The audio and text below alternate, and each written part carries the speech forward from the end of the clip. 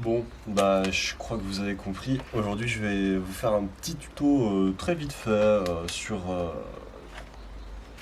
comment changer sa chaîne de transmission finale sur une MSX 125. Moi, c'est une phase 2 de 2016 précisément. Il me semble que sur la phase 1, c'est exactement la même chose. Par contre, sur la phase 3, je sais pas. Je connais pas du tout bien ce modèle.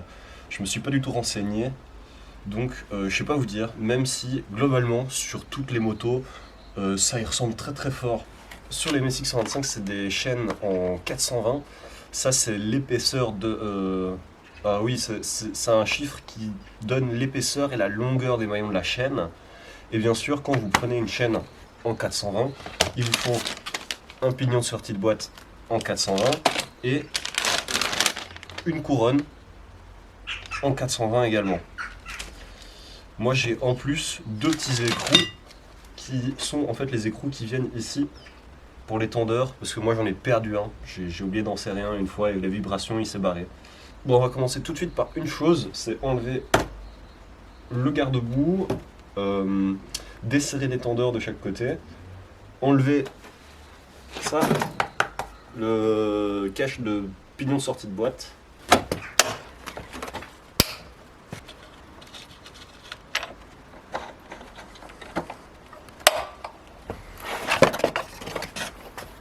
Moi, je vous donne un petit conseil, c'est de desserrer ces écrous avant de démonter votre roue.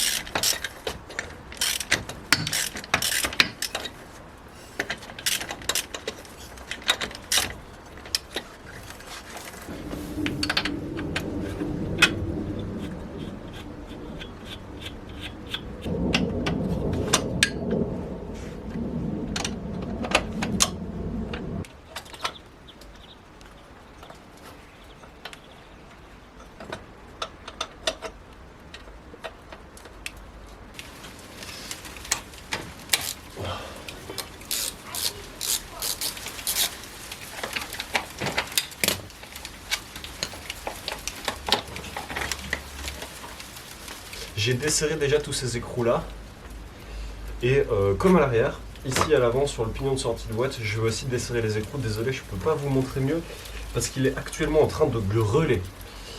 Il suffit juste normalement de tenir la roue arrière et de le desserrer. Normalement, bon déjà ça me casse les pieds.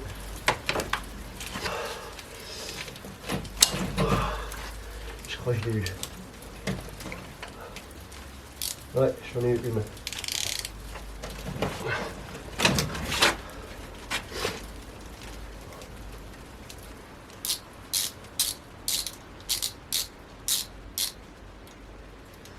Alors, normalement, vous n'auriez pas besoin enfin, vous n'aurez pas si difficile à enlever les vis. C'est juste que moi, je suis un peu trop. J'ai toujours peur que ça lâche. Donc, j'avais foutu de la Loctite dessus. C'est pour ça que c'était compliqué à enlever. Il y a deux petites vis, une ici et une en dessous. Donc, pourquoi est-ce que je vous conseille de d'abord dévisser ces vis-là avant d'enlever la chaîne, machin, bazar et tout?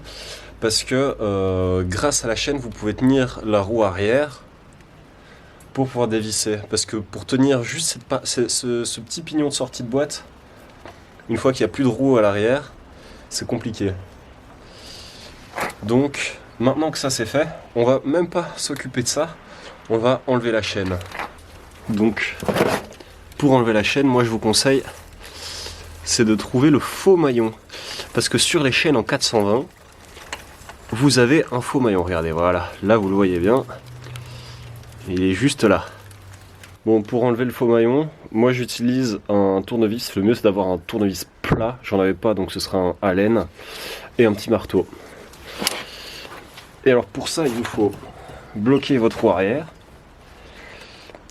mettre le bout du tournevis sur le bord du faux maillon et taper très légèrement. Voilà. Et ça vient tout seul. Morceau du faux maillon. La platine sur le côté. Voilà, si ça vient pas facilement, vous aidez du tournevis plat. Moi, c'est toujours pas un tournevis plat.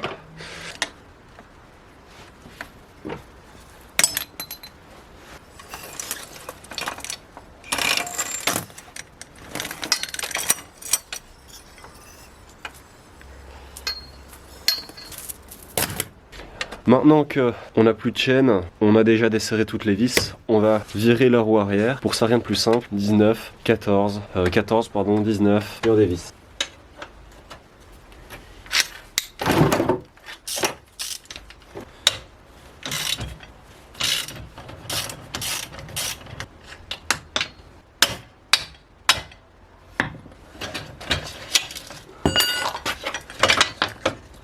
Quand vous enlevez votre roue, vous avez une petite cale de chaque côté. Moi, ce que je fais, c'est que je la laisse à l'intérieur de la béquille et je laisse chaque cale de chaque côté. Ensuite, il faut enlever l'étrier du disque.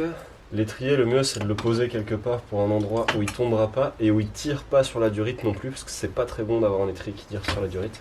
Donc là, on a notre roue avec ceci. Moi, j'en profite toujours quand je fais un kitchen, c'est que je regarde ces petits trucs en caoutchouc là, ça s'appelle des amortisseurs de couple. Et faites gaffe aussi que ici à l'intérieur, vous avez une bague. La mienne, elle tient bien correctement dans le roulement, donc je vais la laisser. Et du coup, je vous avais dit de desserrer ces vis là, parce que regardez, moi, ça vient tout seul. Voilà. C'est du 14 pour ceux qui se demandent. Donc pour ça, moi je vous conseille de tout bien nettoyer, d'en remettre de la graisse et en même temps, moi j'en profite pour vérifier mes roulements. Je vais pas le faire cette fois-ci parce que je sais qu'ils sont explosés et comme vous l'avez vu dans la première partie de la vidéo, dans l'unboxing, il y avait des nouveaux roulements parce que je vais bientôt les changer. Bon.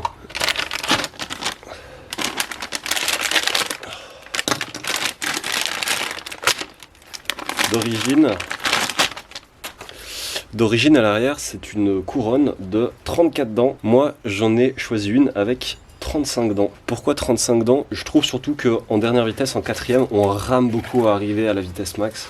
Avec une couronne de 35 dents, ça facilite un peu tout ça. Bon, du coup, rien de plus simple. Vous reprenez cette partie-là. Vous remettez exactement les mêmes écrous, qui sont des écrous freinés, bien sûr. Et alors, quand vous montez un kitchen, petit truc mémotechnique, c'est toujours les écritures vers l'extérieur.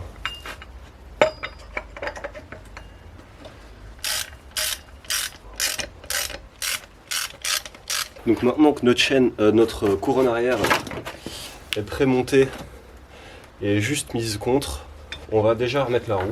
N'oubliez pas les entretoises de chaque côté. Donc bien sûr, avant de remonter une roue, toujours, le mieux c'est de même passer un petit coup de nettoyant frein. Moi le mien, il est complètement neuf, il a même pas 1000 km.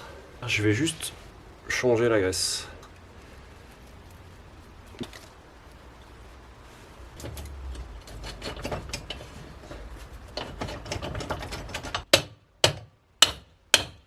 N'oubliez pas de remettre le tendeur.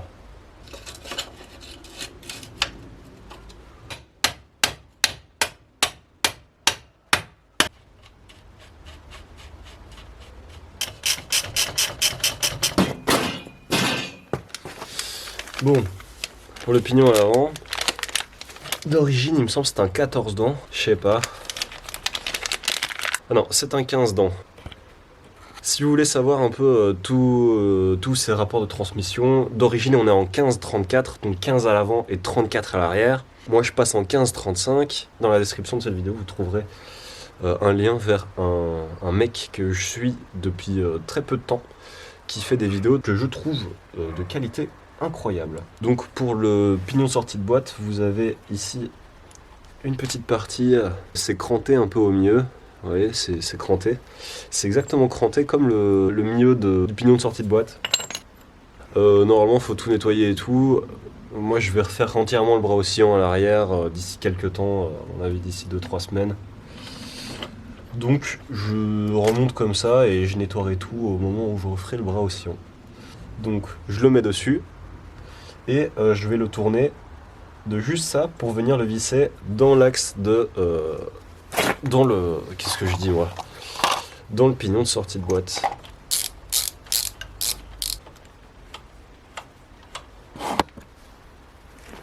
Du coup on va s'occuper de ça. Donc moi c'est une chaîne DID renforcée que j'ai, je sais pas du tout c'est quoi la différence avec celle de base. Et alors c'est exactement ce que je voulais pas, c'est-à-dire une chaîne dorée. Moi je voulais garder une chaîne basique d'origine, je voulais pas un truc Kekos. Et bien sûr on a en plus le petit faux maillon. Donc normalement dans les petites chaînes, il y en a très peu qui sont déjà, les chaînes sont déjà à la bonne taille. À mon avis sur celui-ci la longueur de chaîne n'est pas bonne, il va falloir la rectifier. Et pour ça, il va falloir la disqueuse, il va falloir couper un maillon pour pouvoir la raccourcir légèrement.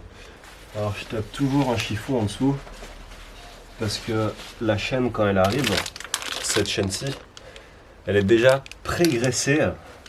Donc normalement quand tu la mets, tu n'es pas obligé de la graisser. Et moi c'est pour éviter que toutes les merdes qu'il y a par terre, parce que je travaille par terre sur une terrasse, vous voyez, pas de place, rien.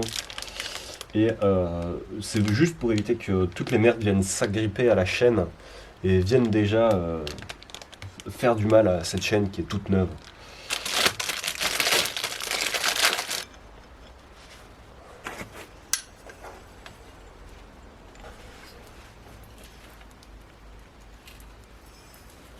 Ah, je vous ai peut-être bien dit des conneries, tiens.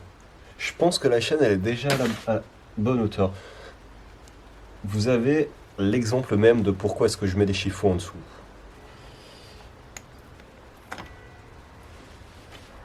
Donc moi la longueur de chaîne est déjà bonne. En gros je me suis arrangé pour que les deux bouts de la chaîne ils arrivent sur la couronne. Pour que ma chaîne elle soit déjà tendue, pré-serrée. Une fois qu'elle était pré-serrée, j'ai passé mon maillon par l'intérieur de la roue. Et je vais placer la petite plaquette. Et il y a une petite écriture sur cette plaquette. Et cette petite écriture elle va vers l'extérieur. Et alors vous avez un petit clips comme ça qui va dessus.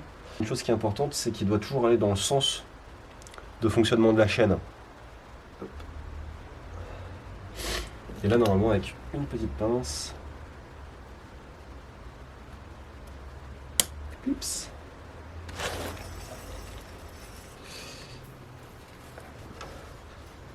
Je vais le serrer comme ça et comme ça.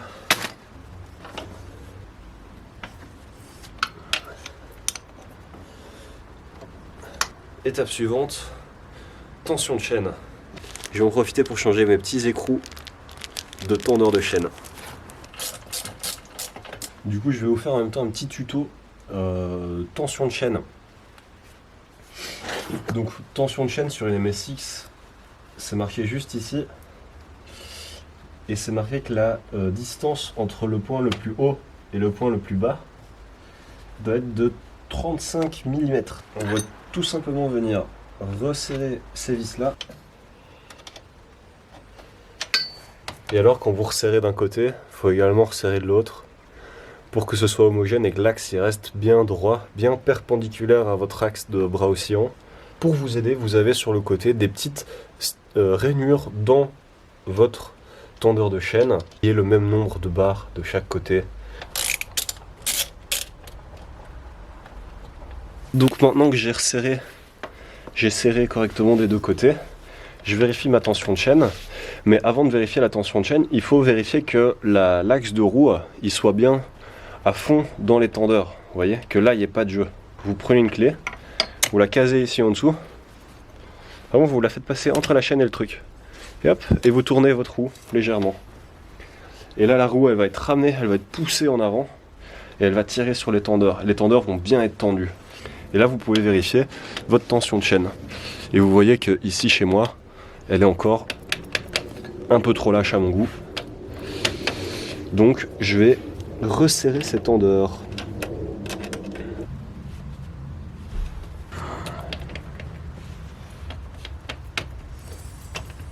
Donc là pour moi la tension est bonne.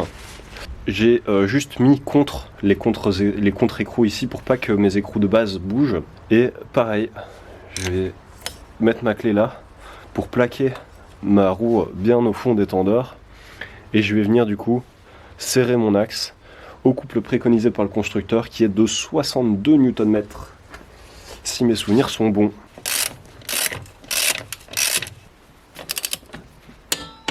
Donc je vérifie ma tension de chaîne et je la vérifie bien sûr bien partout en faisant tourner ma roue.